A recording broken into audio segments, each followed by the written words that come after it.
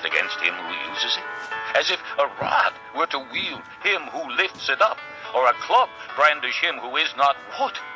Therefore the Lord Almighty, will send a wasting disease upon his sturdy warriors.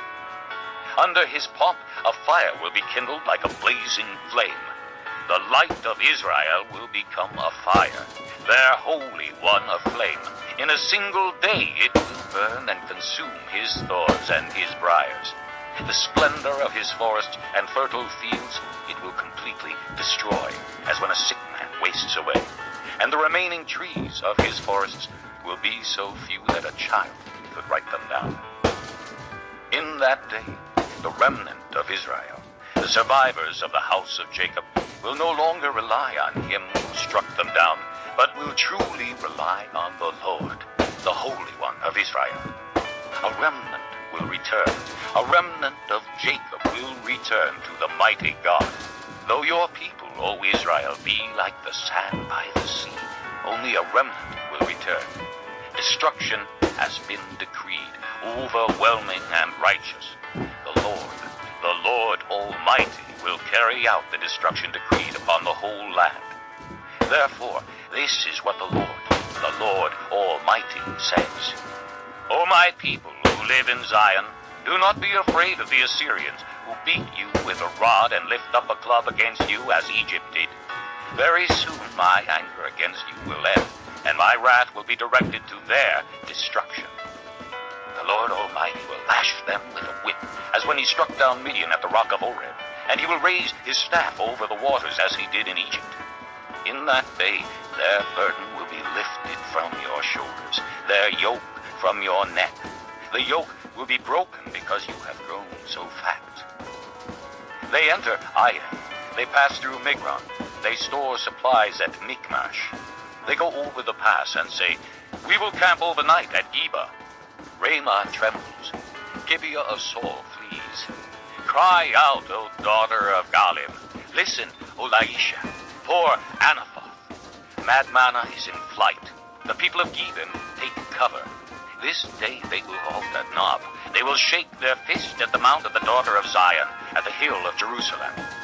See, the Lord Almighty will lop off the boughs with great power.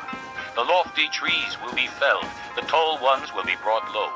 He will cut down the forest thickets with an axe. Lebanon will fall before the mighty one. Chapter 10. Woe to those who make unjust laws, to those who issue oppressive decrees to deprive the poor of their rights and withhold justice from the oppressed of my people, making widows their prey and robbing the fatherless. What will you do on the day of reckoning, when disaster comes from afar? To whom will you run for help? Where will you leave your riches? Nothing will remain but to cringe among the captives or fall among the slain. Yet for all this his anger is not turned away, his hand is still upraised. Woe to the Assyrian, the rod of my anger, in whose hand is the club of my wrath. I send him against a godless nation. I dispatch him against the people who anger me, to seize loot and snatch plunder and to trample them down like mud in the streets. But this is not what he intends. This is not what he has in mind. His purpose is to destroy, to put an end to many nations.